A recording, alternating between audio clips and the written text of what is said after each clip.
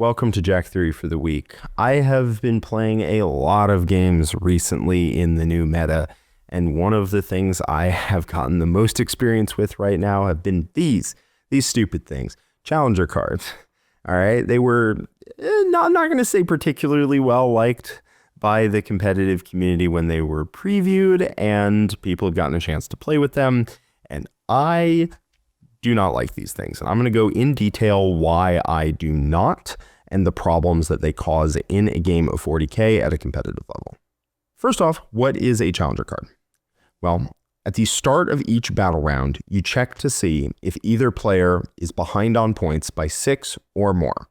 If either player is behind by 6 or more at the start of the battle round, that player is the challenger, and when it goes to their command phase, they will draw a card off the top of this deck.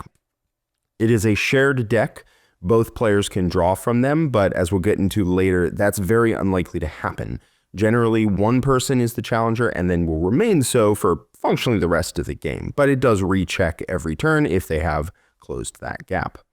On each card, you're going to see two halves. You're going to see a little stratagem up top, and you're going to see a little alternate secondary card thing you can do on the bottom.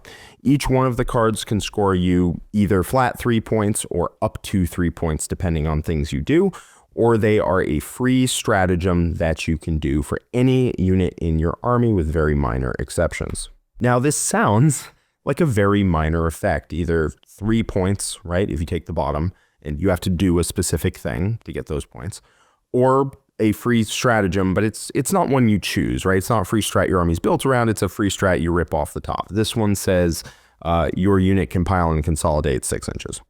That sounds very, very minor, but I am here to tell you this is actually dramatically warping the way games of 40K are played, especially when both players are optimizing with these in mind. So first up, the stratagems. You can cash it in instead of for the points. You can cash it in for a free stratagem, 0 CP, that any of your units can do, and some of them are okay, right? 6-inch pile consolidate, not that useful generally, right? Occasionally it is, but usually it is not. Same thing with a couple of the other ones, these ones in particular. There's one where you get basically a grenade, but it's one that you can do from any unit, not just grenade units, and you can advance or fall back and do it, but not against units in engage range. Sure, seems pretty decent. Then we've got one where your unit can reroll 1s to hit and wound, which sometimes is pretty damn powerful, but generally it's okay. It doesn't fundamentally change what units do. It is still quite strong. In addition, this one, you can get hazardous in exchange for lethal hits or sustained hits. Again, a pretty decent like damage buff, but nothing like terribly crazy. They're good, but not strong. Strong, but not dominant, actually, I think is what I would say. But these five are gross. They're really, really dumb, and the stratagem can fundamentally alter what the board state looks like. For example, this lets any unit move through models and terrain features. Were you not planning on your opponent being able to move through your units, and so you move block them in the deployment zone? Guess what? They moved through your models. Get lost. This one lets you put a unit back in strategic reserves, which is not usually a huge deal, but the one time I saw that come up, it was on Hosts of Ascension, who had dropped in their super unit and blown a bunch of stuff apart, but now can't get any of their buffs back anymore. Oh, guess what? It went back into reserve and got to drop back down and deliver the beats again. But these last 3 are the really strong ones. Give a unit advance, fallback, shoot, and charge. Sure. Add D6 to the move characteristic of models in your unit. Or at the end of your shooting phase, you make a normal move of D6 inches, and you can still charge afterwards if you feel like it, or fire and fade back. Those are, to put it bluntly, gross, right? If you try to tie up a valuable, expensive unit out of your opponent's army so it can't do anything on that turn, last thing you want to see is your opponent draws pivotal moment and it falls back and literally like tables you, right? If I'm trying to tie up my opponent on my go turn, which oftentimes I am, I hate that there is a card in the deck that can literally make that plan irrelevant. Same thing, some units are just not designed with advance and charge in mind. For example, Canis Rex.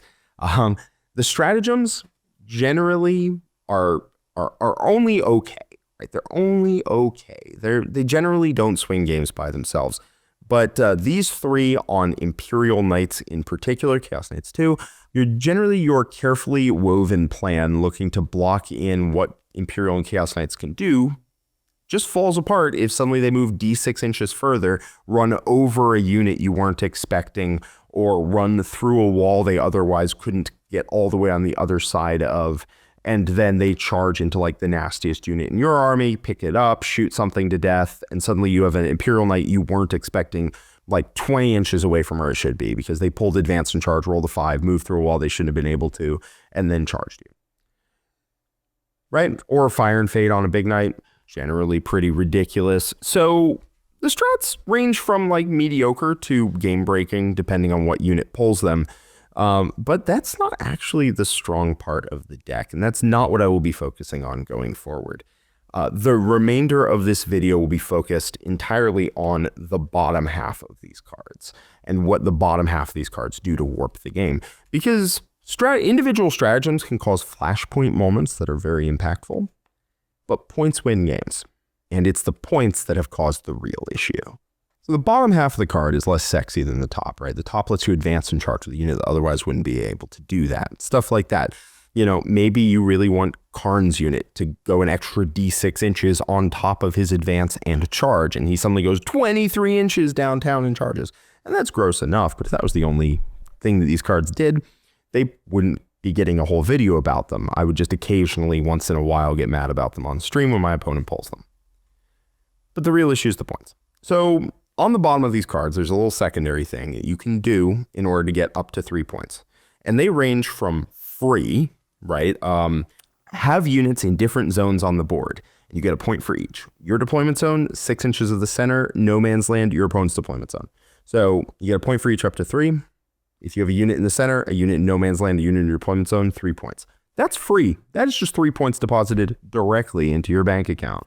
There's do an action near the board edge, get 3 points. There's for every objective marker you control at the end of your turn, gain a victory point, up to 3. There's one unit in your army that's more than 15 inches away from any other units in your army, does an action, generally pretty easy to do. There is one that you have to do an action with a unit 18 inches away from all enemy units. So the unit on your home objective does it, 3 points. There's one that is one or more models was killed from 2 enemy units, 3 points, free, basically. One or more enemy units were destroyed, free. Models in 2 or more units from your army made 1 or more attacks against the same enemy unit, and models in that enemy unit lost 1 or more wounds. Not free, but like easy to engineer. And then the tough one to do, the dead draw, is get a unit in your opponent's deployment zone, which sometimes is free and sometimes is not. Now, most of those cards are very easy to do, and they're also quite easy to work into an existing game plan. Oh, my opponent put a unit on the center and a unit on my expansion objective and denied me points. I guess I will kill at least one model from each of those. That's 3 points. Or I drew the card that means I need to kill any of them and I get 3 points. Or I need to draw the card where the unit all the way in the back is going to do an action and get me 3 points. There's 2 of those cards, by the way, where the unit on your home objective does an action and we're chilling, right? So they're very easy to score. That just kind of is a fact of challenger cards. A lot of the time you can shortcut gain a challenger card as score 3 points. There's a hoop to jump through. It's a very big hoop and it's very low to the ground. So you could even crawl through that hoop. So you do that, you get 3 points. Now, how impactful are 3 points, right? 3 points once, very unlikely to shift a game, I hear you say, right? You look at 3 points that you score one time and you're like, surely that can't make a huge difference. Well, that's not really how these cards work. In my experience, once somebody starts scoring challenger cards, they're going to be the challenger for the remainder of the game. Generally, that is how that works. So if I become the challenger on turn 2, I'm likely going to score 12 points on challenger cards by the end of the game. If I become the challenger on turn 3, I will likely score 9 points by the end of the game, right? That's a lot, right? 3 points, not that big of a deal. 9, 12 points, that's a really big deal. And I'm not making up numbers here. Richard and I went to a GT last weekend, and Richard's opponents, I believe, scored a combined 48 points on challenger cards. And that was not him like crushing them. Oh my God, he's destroying them. They're getting so many challenger cards. No, that's just like how the game goes, right? Once you become challenger, which 6 points is not a big deal, right? Being behind with 6 points is not, it doesn't even mean you're losing the game, right? You could be winning the game and temporarily down 6 points. But what happens is you draw a card, you score it, you score 3 points. likely you are still going to be 6 points behind your opponent, even if you do it artificially, right? I have personally neglected to score like a point or two if it means I'm still the challenger. Draw another card, score another 3 points, still behind by 6 points. Draw another card, score more points, right? That's usually how this goes. I have played enough games where you're just the challenger from here on out. We're going to score 3 points extra every single turn, and I'm going to score 9 to 12 extra points. This is at its most noticeable when the challenger is the person going second. Second turn advantage on score is a pretty serious thing in 40K, right? You get to walk on objectives end of game, score a bunch of extra points, and that compensates for the fact that the person going first has first mover advantage, gets to set up in the center first, and generally first and second have oscillated being the most powerful throughout 10th edition. I usually like to go first and set the tempo and then try to engineer a scenario where I can use that in order to parlay into points immediately counteracting that end of turn advantage. What's the problem with scoring points immediately? It means your opponent becomes the challenger. And if your opponent becomes the challenger, they're going to score 3 extra points and 3 extra points and 3 extra points and 3 extra points. And suddenly their bottom of turn advantage, they scored 12 extra points. Then they have bottom of turn to score another 10, right?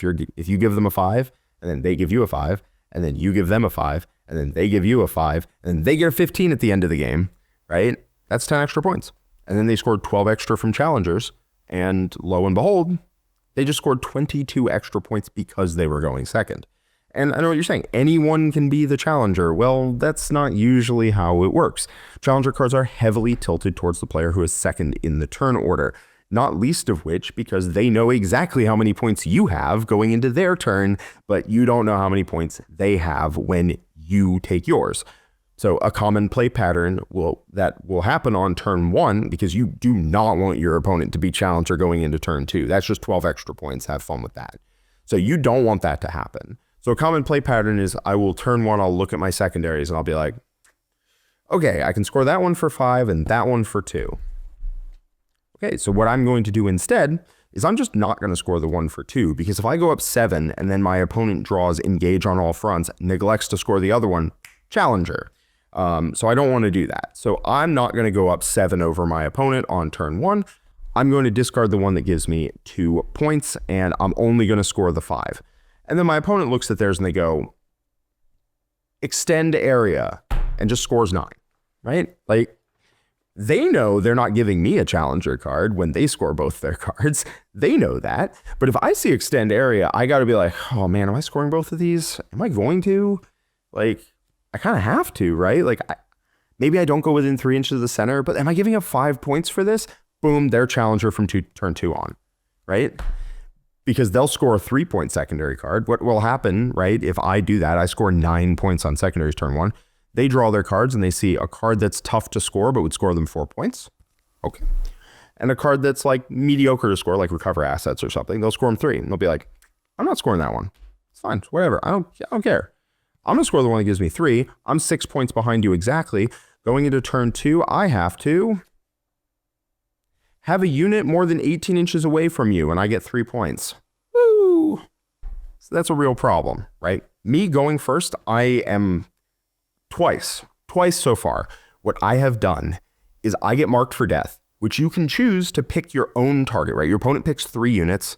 Presumably, they're going to be very hard to kill. And then you pick one that's presumably very easy to kill. And if you killed the one you chose, you get 2 points. And if you kill any of the ones your opponent chose, you got 5 points. But a 2-point card is generally enough to take you from 5 to 7 on how much you're scoring that turn. So if I'm going first, what I've done twice is I draw like area denial and marked for death. And my opponent goes, I pick the 3 units in my backfield. I assume you're going to pick the one that's directly in front of you that you're going to kill. And I go, nope, I'm picking the one also in your backfield, so I don't kill it. So I don't get the points. And then my opponent always just rips like secure area and goes, there's no downside because I know how many points you've gotten. There's no downside to me just scoring 10 points here and hovering 5 points above you. And it just locks in that scoring differential early. That's a real issue, by the way, because if I score 10, if I, as the person going first, score area denial, and secure no man's land, right, for 10, my opponent will just score 4 on like extend, become the challenger, score 3 more, and then will proceed to score 9 more points after that for the rest of the game. That's bad. So there's this massive discrepancy in the knowledge between the person who's going first and the person who's going second. It's the reason why on Purge the Foe, it is very helpful to go second. You know exactly how many kills you need to get. Well, with challenger cards, you know exactly how many points you need to score to either not give up a challenger card, right?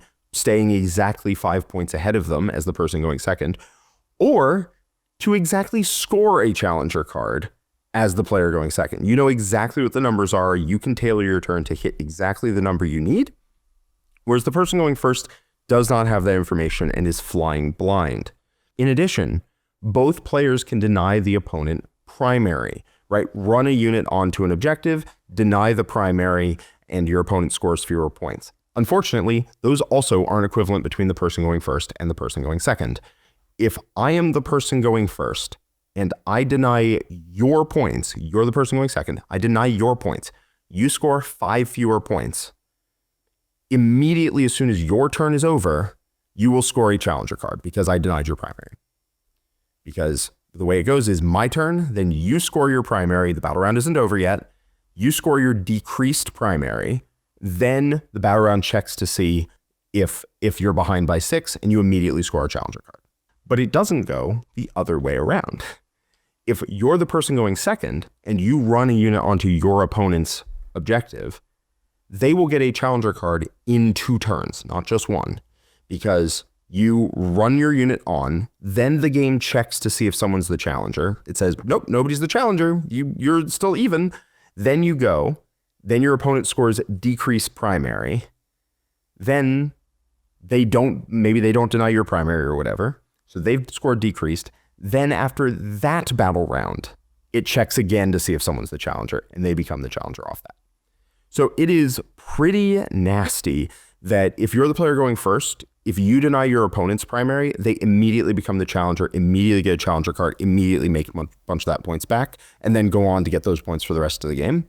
Whereas if you're going second and you deny your opponent's primary, they don't immediately become the challenger. They become the challenger in 2 turns. It is a much lower effect for the person going second to deny your opponent primary than the person going first. The person going first almost is punished for denying primary, right? They throw a unit away to deny 5 points, and then for doing that, they give 3 points. So their unit that they threw away is only worth like 2 points net, whereas the person going second can throw a unit away to deny 5 whole points. That is just not fair. From a fundamental level, the timing when it checks who's the challenger is just not fair. It happens immediately after the turn, and they score primary after that. So that's not even, like, that just has to change. That can't be the way this rule works. And that illustrates a problem here. If you are the person going first, putting your units out there to deny primary almost doesn't matter. Right? It does, right? You deny 5 points on primary, they get 3 points on a challenger card because you knocked them down there. But like, it really isn't worth it. And if they remain the challenger for the rest of the game, then denying them, you have to continue to deny them the primary forever in order to not make it immediately burn you, right? Like if I deny your primary by throwing a unit away, you lose 5 points, you then gain 3 points on the back end from a challenger card. If I don't deny your primary again, you're just going to score 3 more points on a challenger card and actually make it worse that I took your objective away than not. So in order to not make that a problem, I need to continue to bleed resources onto the objective forever and ever and ever. And that's a real problem. You cannot play a game plan where you burn your army to score and to deny points, because if you do that, your opponent will have their army at the end of the game, right? But they'll also have a fistful of challenger cards that they've scored, right? They'll just hold on to this and they'll just say, hey, I have 12 points here. And when I score 15 end of game, that's 27 extra points I'm going to have.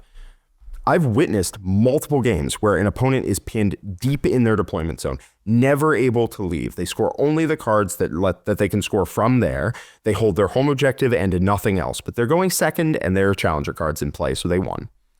They won by a couple points, right? You have to like kill your opponent in order for them to not just go, well, you know I only got a 15 on primary in the first 4 turns combined, but I'm about to score another 15 on turn 5, and I scored 12 on challenger cards. So if you think about it, I got a 42 on primary while not leaving my deployments up. But better than that, it doesn't go towards primary. These come at the end after all the points are calculated. So if you've maxed out your secondaries, it effectively counts towards primary. So think about that, right? Your opponent didn't leave their deployment zone, and they're still functionally going to get a 42 on primary as long as they can score all the challenger cards, which the only one they really can't is the one in your opponent's deployment zone. The rest are fairly easy if you're using your army to shove them back. And a 42 on primary is pretty sizable, right? That they're only down by a little bit, if at all, especially if they the standard play pattern rate is they break you on turn 4. You've pinned them back the whole game. You're winning on the scoreboard. You're winning on the board. But bottom of turn 4, they break you. So you score like a 5 on primary. And okay, 45 to 42, you could lose by a couple of points in that game plan. I've witnessed it happen multiple times. Somebody pushes their opponent back all the way into their deployment zone, loses by 3 points after their opponent got 12 on challenger cards. I've seen it. So trading resources is a real sketchy proposition when anytime you trade a resource away to deny points, they might just make it up on the back end with a challenger card, right? I don't want to burn a spawn unit to deny you 2 points functionally, take an objective away, 5 points, challenger card, 3 points, net 2. I don't really want to do that.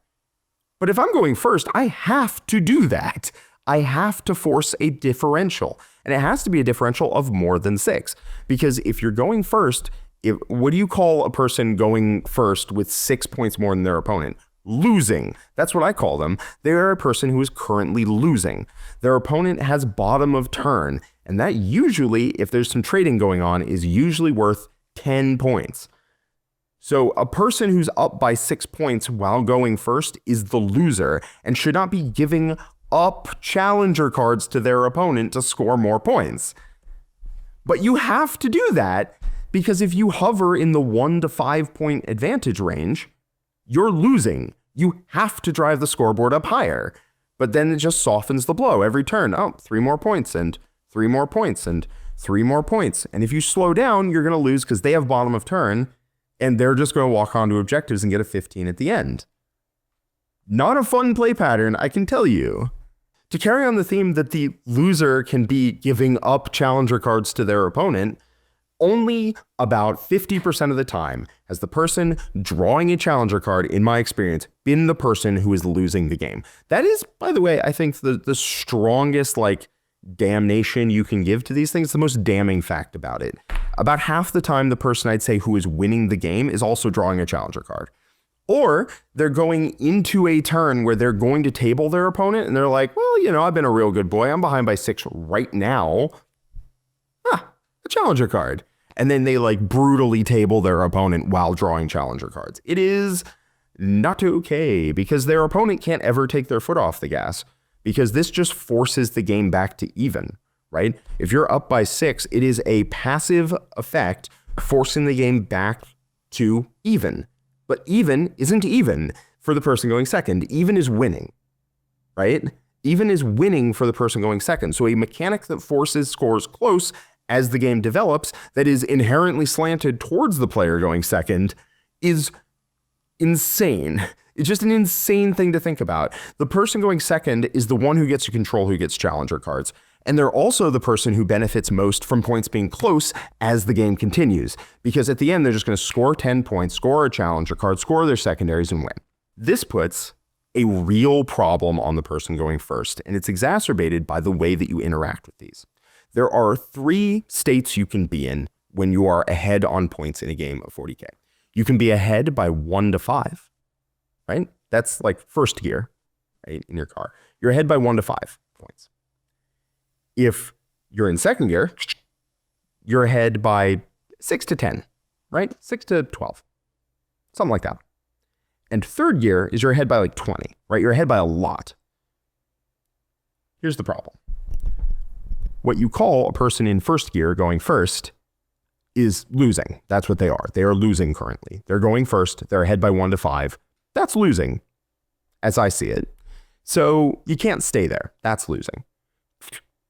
Into second gear, you're ahead by 6 to 10, right? A comfortable lead.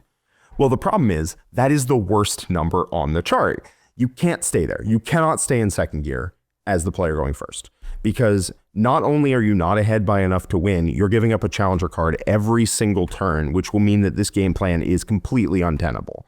So you cannot, and I mean period, cannot stay in second gear. Stay like 6 to 10 points ahead of your opponent. You can't do that and try to win the game, especially going first.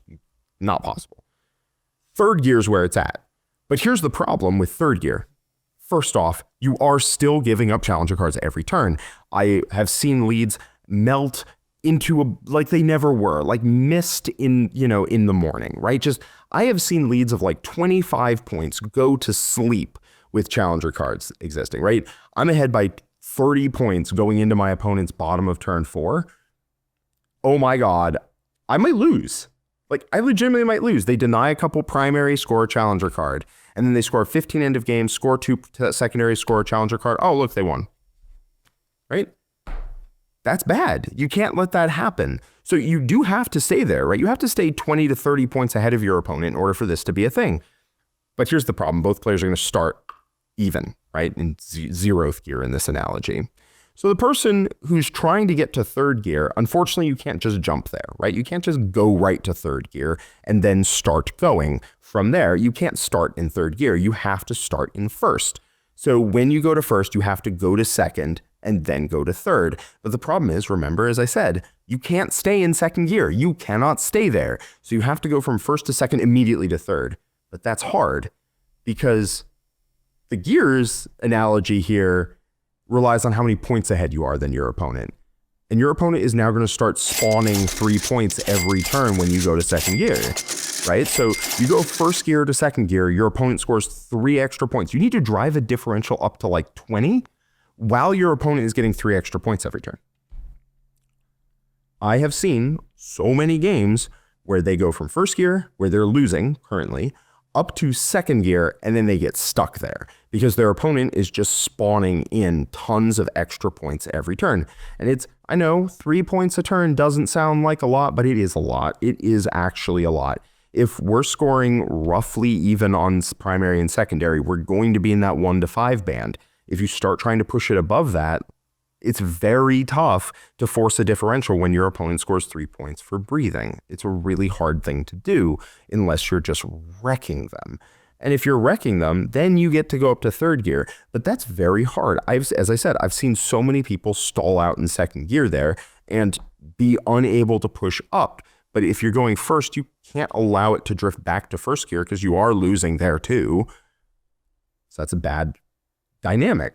But there's another dynamic too, which is once you get to third gear, you have to stay there. Your opponent is getting challenger cards for the rest of the game. You have no recourse on that. You have to continue to drive the score up as hard as possible because to bring it back down to where your opponent isn't getting challenger cards anymore, you have to go back through second gear, and second gear is death. So you can't stay there, right? You can't go from third back to first if you're tired of your opponent getting challenger cards. You're in third, you're locked into third, you're aiming to try to get to fourth because there is no lead that's safe. I've seen that in so many of my games.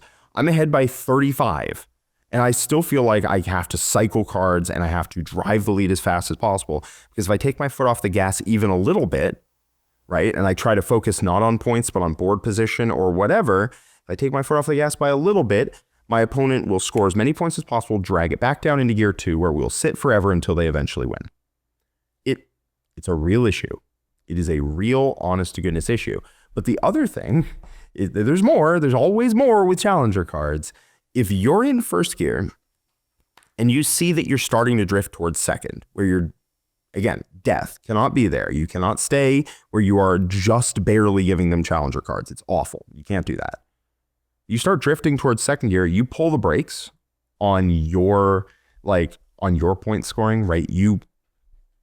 God forbid you start stepping off objectives. Like, you shouldn't do that. You shouldn't step off objectives, but like, you don't contest your opponent's primary or whatever, right? You start modulating, you start not scoring as many secondary cards as possible. Try to not drift accidentally into the worst dimension, which is second gear. You try not to drift into that. The problem is, while you pump the brakes a little, again, your opponent has the knowledge advantage, right? Here, they have the advantage of knowing how many points everyone's scoring. And if they see you pulling off the gas, well, guess what they will do? Drive that forward.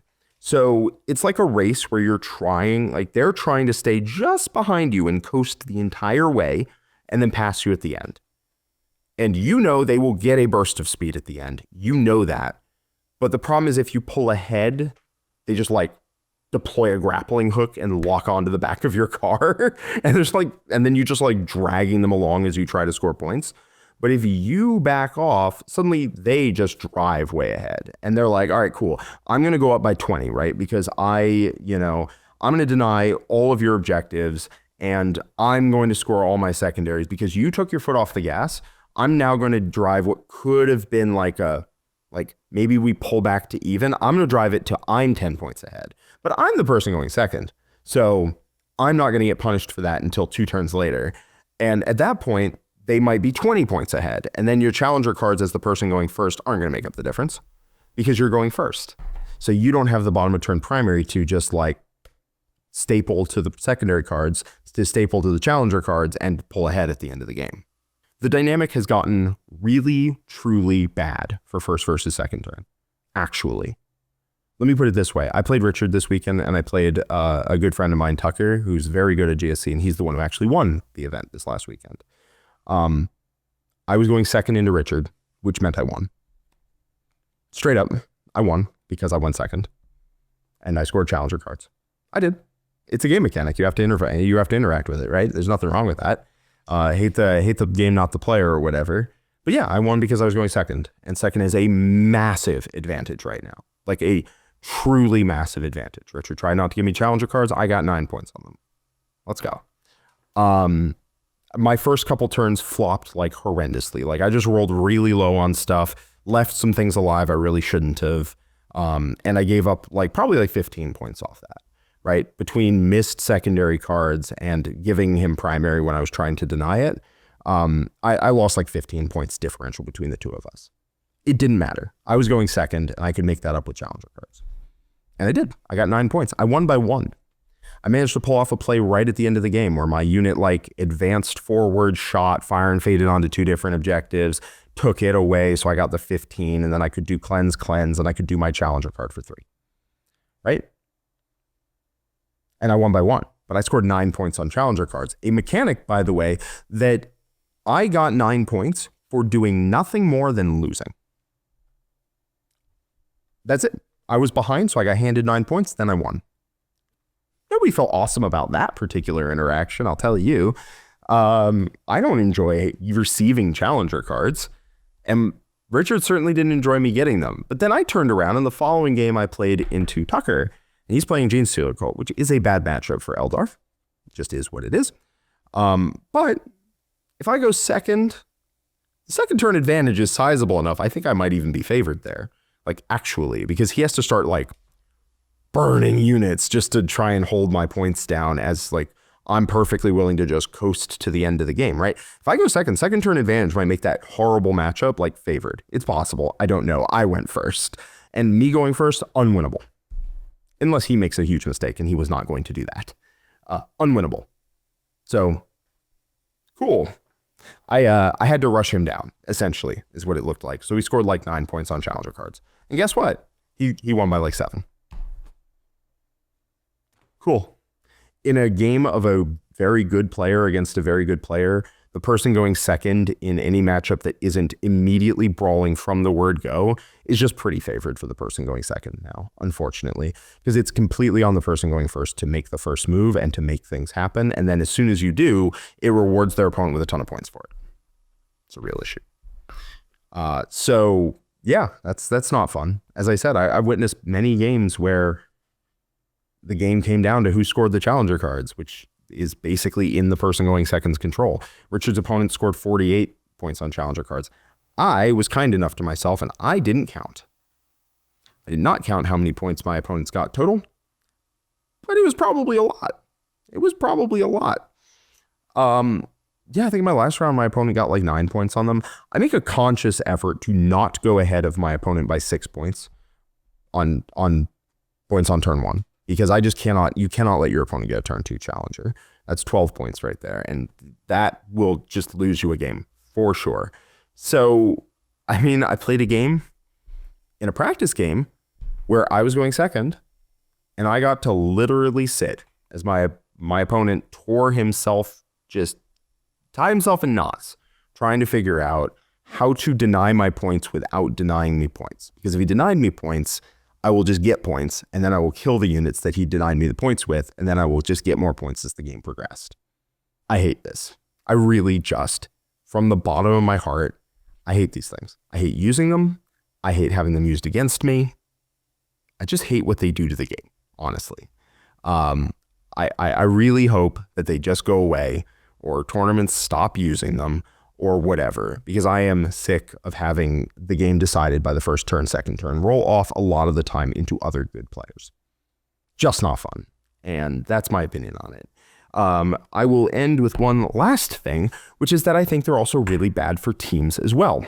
The reason that they're really bad for teams is that, I don't know, teams are something about trying to make differential against your opponent, and a game mechanic that artificially forces the score closer might just be bad for teams, I think. With challenger cards in play, you can just sit back, literally sit on your home objective, and if it's a bad matchup where you cannot come out and fight your opponent or they will table you, you can just sit on your home objective and score 5 on primary and a 3 on challenger cards and ship the turn back. And you have to move out a little bit in order to do the cards and a little bit to do whatever secondary cards you draw, and that is it. You can let your opponent score 50 on primary in teams. It doesn't matter. You're not aiming to win. You're aiming to keep the score close. And there's a mechanic where if you don't try to win, it will keep the score close. Miserable. Like, come on, man. Like, let me put it this way. It's just 2 differential points if you try to jam the score far apart. If it would have been a 16-4, it's a 14-6. Possibly less, depending on how the 12 points break down, right? Like, if you go from, exactly a 13-7, it could just be a 10-10 now. Oops. Sorry. If every table an average of 6 challenger card points get handed out, which is probably about average, actually, that just artificially forces every scoring differential 1 to 2 points closer to each other. And that means that you're going to see a lot more draws at team events now because scores are kept artificially close. You're going to see a real issue trying to blow people out. Realistically, in teams, the way you get a high score is you table your opponent. They do not have models left at the end of the game, and that is how you win. Because if they have models left, they'll score a challenger card, they'll score objectives at the end of the game, and they won't lose by too much. And they'll know it if they're a good player too. A good player going second in a bad matchup will literally sit and not do anything and just score a challenger card and keep the game from getting too out of hand. That's it. So I don't think there's anything more for me to say right now. I've experienced challenger cards in all their glory. I don't like them. I don't like that they make their appearance in every goddamn game. I really don't.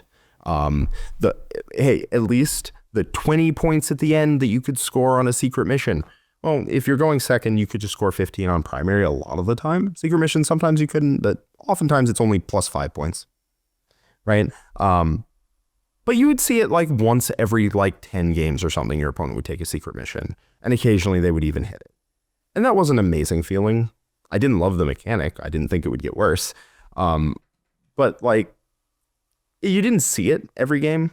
Every single game I have played since challenger cards have come out, someone has either gotten a challenger card or someone has changed how they've played to account for challenger cards, whether that's scoring fewer points or scoring more points or intentionally trying to get a challenger card or intentionally trying to not give a challenger card. It's miserable. I hate them. They've appeared in every goddamn game I've played, and I don't want to see them anymore.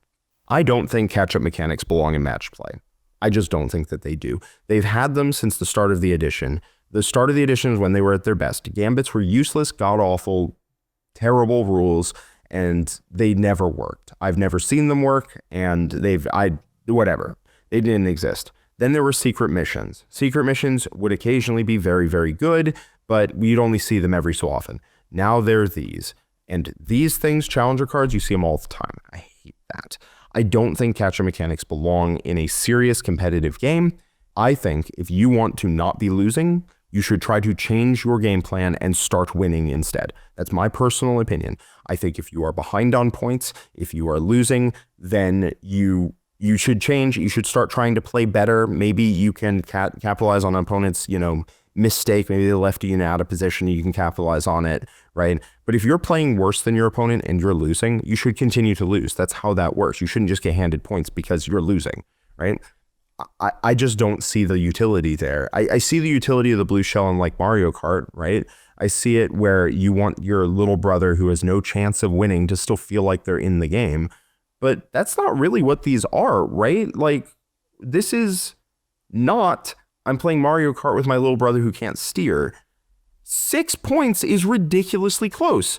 If you had to be like 20 points or whatever ahead of your opponent to give up a challenger card, a whole nother discussion. Not even something we'd really be discussing here, right? Occasionally you'd see them come up and the strat would be like a big deal or something, but that's fundamentally it. But the fact that you have to be ahead by 6 points, this isn't the person in last place shooting the person in first. This is the person in second getting to shoot the person in first because honestly, this isn't even the person in second getting to shoot the person in first. This is the person in first saying, I'm losing, turning around and gatting the person in second place a lot of the time, right? It's a catch-up mechanic where in order to catch up, you could arguably a lot of the time be ahead.